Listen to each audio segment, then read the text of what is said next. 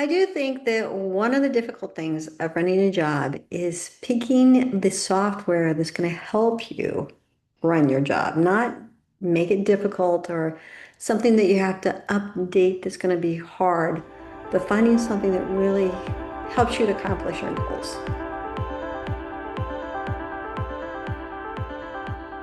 Hey, Giants, welcome. I'm so glad that you're here. I hope you're enjoying the episodes. Today's guest is Dustin Gordon. Hey, Dustin, how are you? Hello, hello. Good to see you again, Lois. Yeah. So, can you tell the listeners who you are and what you do? Okay, I'm Dustin Gordon. Ooh, that's a good one. What do I do? I feel like I just play around all day with, no, that's not nice. I can have a lot of fun every day helping my staff and helping our client partners leverage technology to achieve their goals. Okay. What type of technology do you like focus on? Okay, most of the time we're working in software, though Okay. I have a secret passion for hardware, but that's a secret. Okay. I won't tell anybody. Thanks. Well, what kind of software do you work with that can help businesses, specifically that might be like a home service business or something that service local clients? Yeah, well, so most of the customers that we've served over the last 12 years have been small businesses. Mhm. And in fact, before I was even out of high school, I was helping small businesses leverage their systems a little bit better, fixing their printers and computers, installing Windows 95 for the first time. That was a lot of fun. And ever since, just kind of been learning and growing how to use the different systems. And so, with all this exposure, I've got a lot of experience in software. I've built a lot of software myself and with teams. And it's something that it's not obviously approachable if you haven't spent a lot of time in it. Mm. And so much of the software out there is unfortunately not very well made. And so it makes us feel like we're not smart enough to use it, or we're not computer people. And so often that's not the case. It's just getting that new perspective on it so that, with the right understanding, you come to appreciate it and can work with it, right? Mm. But that's so true. And I think that even now with AI, there's a lot more undependable things being made. So don't want to, yeah. Your lips, not mine. Hey, I'm just being honest with what I know. So, what are some things that you think business owners should be aware of or watching as they're selecting software? Because there's so many there are a lot of softwares out there, and it's overwhelming, and some of them are really hard. So, what are some tips on like how to choose a software? It is the paradox of choice, and so painful, so challenging. I would leverage AI for a lot of this. Hmm. Um, Going into it, I would look at, and this is how we've always selected software, because not only do we focus on building custom software, but we also help people leverage the software they have or make choices on how to shift softwares. And this is actually an area where I'd like to mention Process Driven by Layla. I actually don't know her last name, but she does an excellent job at helping people realize that so frequently it's not it's not the software, it's the system that you're trying to implement. And so if you start from a systems perspective, like Layla recommends, it makes all the difference in the world and choosing the right software, because you can look at, okay, well, I'm running a plumbing business, and so I need to be able to take business coming in, and you walk yourself through the customer's process and through your business process. You can then go and look at, okay, does this software have all the things I need for each of these steps, and find the one spot it might or might not, because 90% of the time that's what happens. You you invest a lot of time and a lot of money, researching, implementing, getting your team on board, being a cheerleader because nobody likes change. And then you hit this one thing that it doesn't do, and it's a showstopper. Mhm. So It's then, sometimes it's not something that you don't realize until you've actually installed it. yeah, it's so it's it's like yeah, it is so painful to hit that point after you've invested so much. Mhm. It's so, but when you follow this process of going through the system first, you can eliminate 90% of that pain. You really can have a better chance of finding it out. And if you're not sure about the software, you hire an expert. I'm an expert in software. I hired an expert in task management systems when I wanted to switch task management systems for our company. We were going from Trello and we were looking at Monday.com and ClickUp and all of these massive software systems out there for task management, Asana. Uh, and so hired an expert after doing our own research, looked at it, investigated. We hired Layla actually, and she and her team helped us realize which which platforms would work best, why, and what the limitations would be. Hmm. It makes a difference.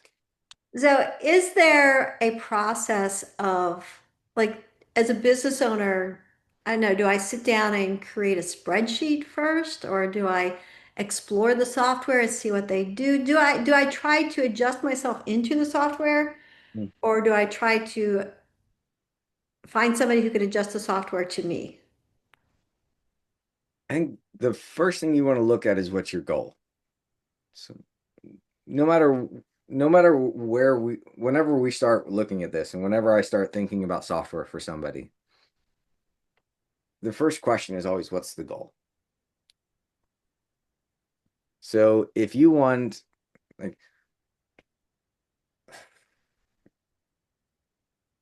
if we're the plumbing company Hmm.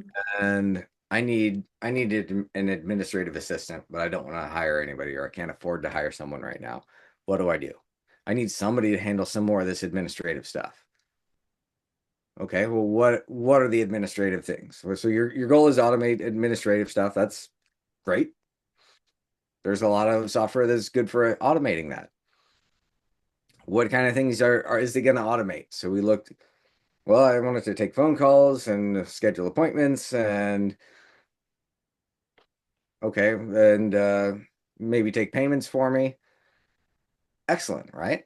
We've got clear identifiable goals. So you have an idea of what your goal is, automate this process, come up with the items, the tasks that are in that process. Now we can start looking for solutions. What solutions out there can do these three things?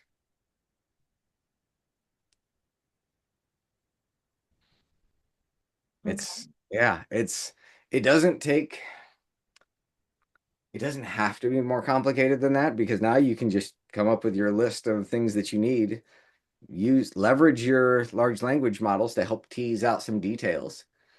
And these are excellent tools for teasing out that kind of data and then recommending systems. Now, I don't have the best luck actually using them. I still leverage search engines as well because so frequently the LLMs right now, at least at the time of this recording, they're really struggling with the same thing search engines were struggling with back in the late 90s, early 2000s. It's really easy to trick them, and Yeah. a lot of people are tricking them. So the uh the results aren't always as balanced as they should be. Or as we are used to getting from our good old Google search that was so reliable for the last 20 years. Okay. All right. So is it better to like start with something and then add something? Or once I start something and I outgrow that, I should move into something else? Oh man, that is my pain. As the perfectionist in me wants to tell you do the whole thing first, but look, there's I don't know if this is true or not, but I heard there's a wall at the Facebook headquarters that says this, or something along these lines. Done beats perfect. Mm, It's um and yeah, the perfectionist in me wants to really fight that idea day in and day out. yeah. But get like if you could save yourself 10 hours this week and you have to replace it in 20 weeks, how many hours have you saved and what's the cost benefit on that, right? Hmm. Now, generally when we're designing something, that's exactly what we do. We look at what's the cost benefit of the solution we're providing if it's only going to last. If this lasts you 12 months and you have to change, the cost of that change is going to be X. Yeah. Benefit or is larger, you win. You can go with it. Uh, If somebody want to have a discussion with you about their software situation or what they want, how would that conversation go? What would a meeting with you look like with that? yeah, we just it's always just conversation. I'm always curious about what the goal is and where we're coming from. So we look at where you are and where you want to be. Then we can look at the different routes to get there. Hmm. Uh, been comfortable taking people from pen and paper, taking pen and paper systems, literally pen and paper systems in this day and age. Still, a lot of people are doing it. Uh, digitizing that into mobile apps, web apps, what have you. Anything from building those custom to just helping them get Word or sheet or spreadsheet templates that will help them take it to the next step. That's good enough for where they are now. And then when they outgrow the spreadsheet, then you transition. Do you think there's a common concern with small businesses?